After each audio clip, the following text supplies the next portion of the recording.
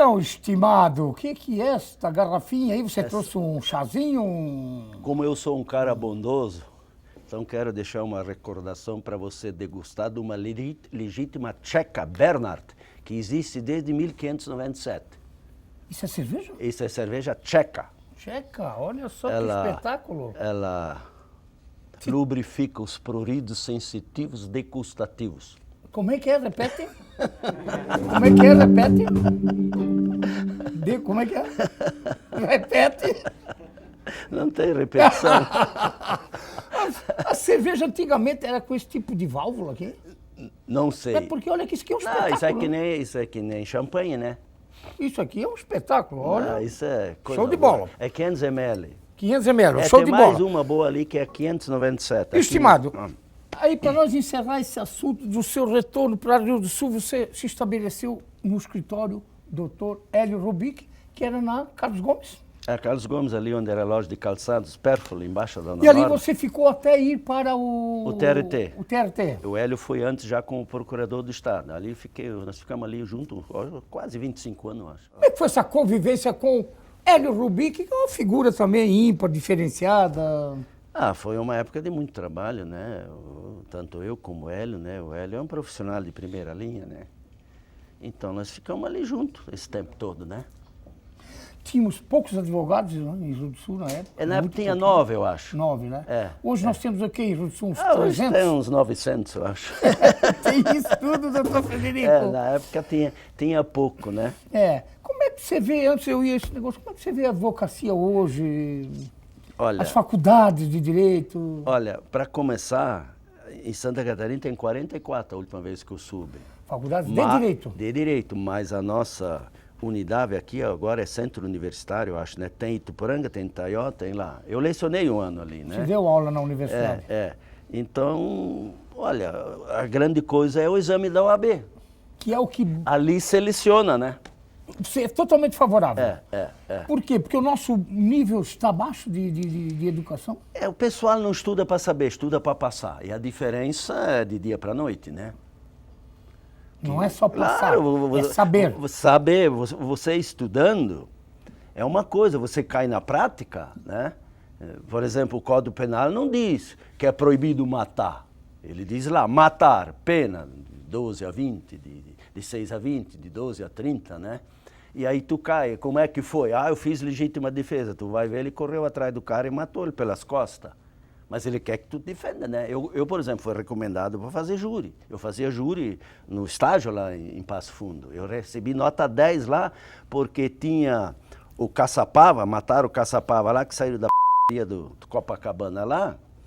E aí morreu 3 na Avenida Brasil lá. O perfume do carro, que tinha 8 dentro, era álcool, né? Era álcool. E eu consegui reduzir a pena de 26 para 19. 26 anos Para para 19, o júri durou 8 horas. Que os jurados eram os comerciários de férias da cidade, eles nem sabiam que era simulado. Então eu fui recomendado para isso, eu gostava de fazer júri, mas tu já viu o rico brigar? Rico não mata, só mata esses pangaré do tarel da luz vermelha por aí. Doutor Frederico, o seu tribunal de júri, quando você advogou em algum período, talvez no tribunal de júri, o senhor gostava do tribunal de júri? O tribunal de júri tem muito teatro, assim, vamos dizer, muita... Não é mentira, mas Não. se floreia muito, né? O negócio você tem que assumir um compromisso solene com o jurado, que o juiz só conduz o júri. O jurado é que decide, então você tem que ser honesto com ele.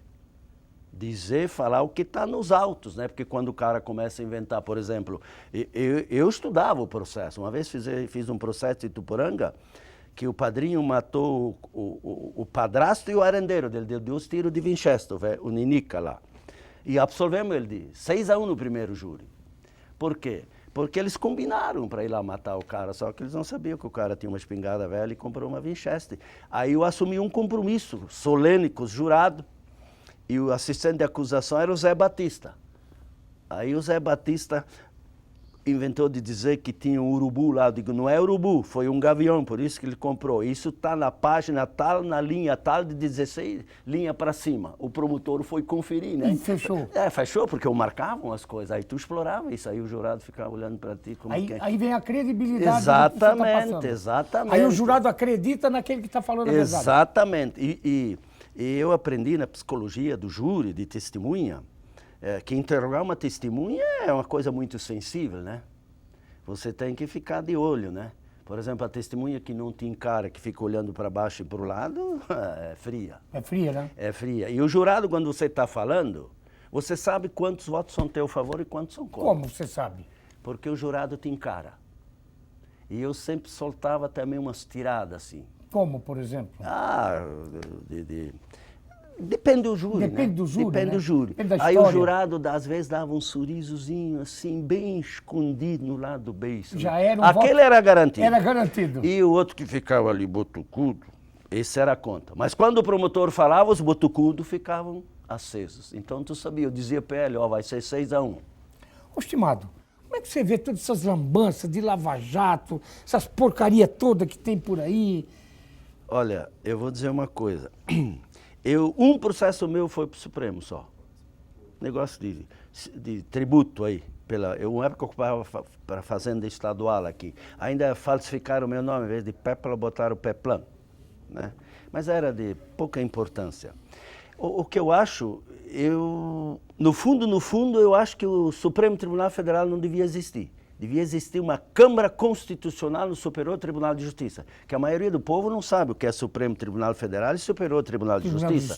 O Supremo julga a matéria constitucional e o resto é ali no Superior Tribunal de Justiça. Então devia ter uma Câmara Constitucional no Superior Tribunal de Justiça, de 7 ou 9 ministros, de carreira, juízes de carreira. E não indicações políticas. Não acabar com esse quíntuplo. Que aí entra procurador, entra advogado. Eu podia ser desembargador, ministro. Então, esses ministros lá do Supremo, tudo, no fundo tem tudo política, né? Agora foi nomeado o último ali, que é amigo não sei o quê do Falcão, que é Pra você ver, do Conselho Nacional de Justiça. Hoje o presidente do STF, do Supremo Tribunal Federal, ministro Lewandowski, hoje é tido como o que mancha a área jurídica do Brasil. Mas tem aquele outro lá também, o Toffoli.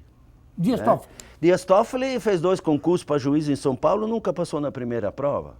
Era advogado do partido do ex-presidente lá. Do Partido dos Trabalhadores. E a companheira dele, a mulher dele, ela advoga ainda lá. Então tem muito esquema. Tem. Tem. Tem esquema em todo lugar. É, né?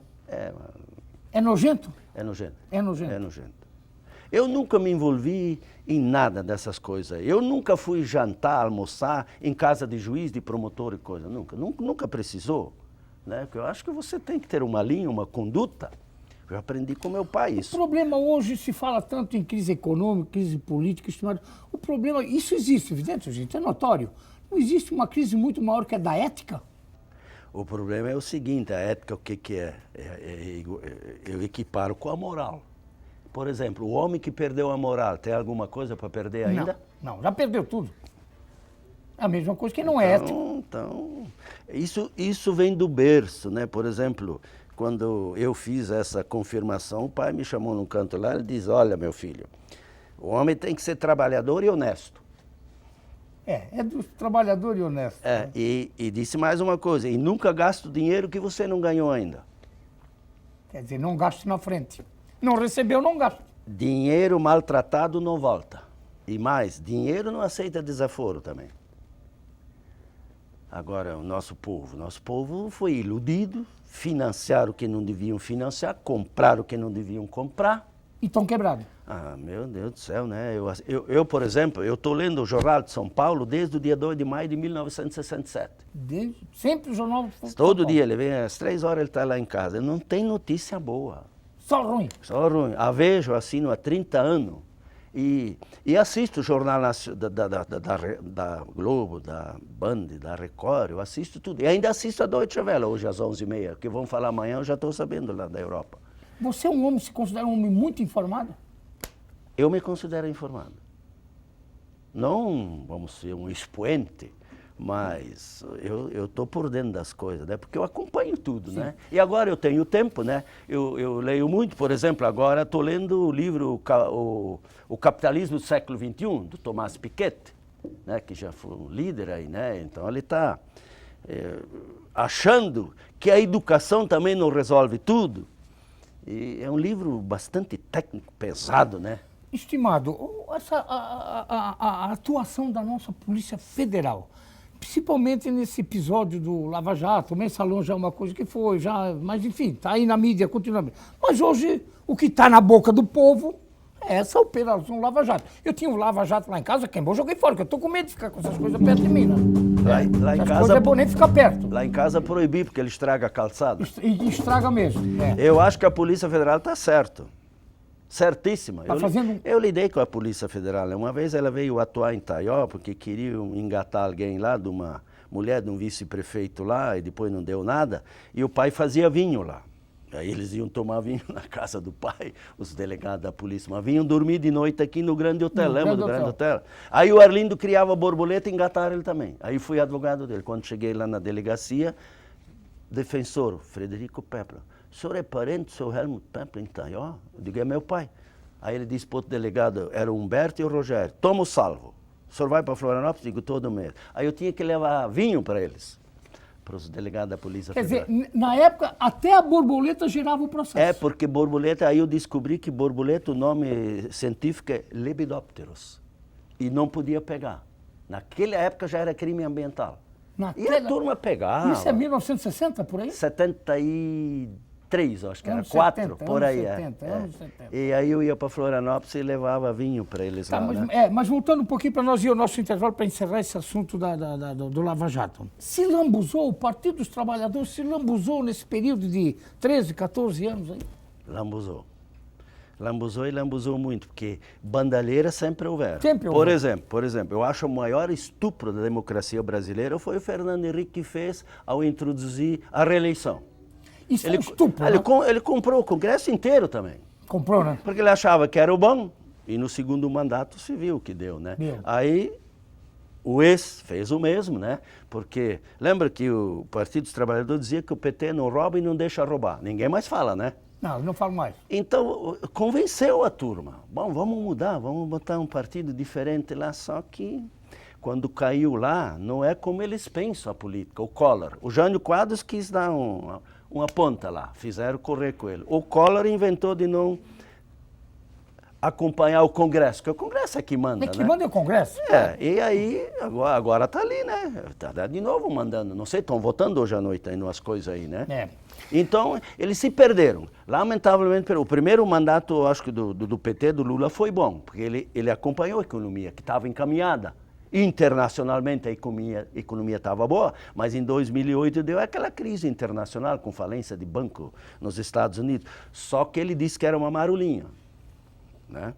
E, na verdade, foi um tsunami, né? Tanto os Estados Unidos como a Europa se moderaram e estão todos crescendo devagarzinho, mas estão crescendo. E a China também está descendo.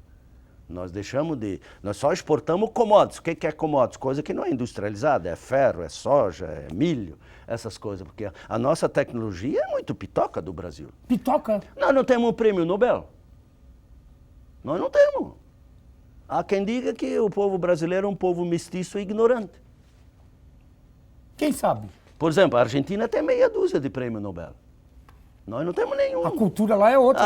Outra, né? É outra. Lá, por exemplo, lá é espanhol, italiano, inglês, alemão e inglês. Tá cheio de nome de o River Plate, New Old Boy, tudo nome de time inglês lá. Estimado, nós vamos ao nosso intervalo, passou mais 15. E vamos voltar depois para o último bloco do programa, aonde teremos também lá no Finalmente o Pinga Fogo, depois da nossa banda Chapéu Preto.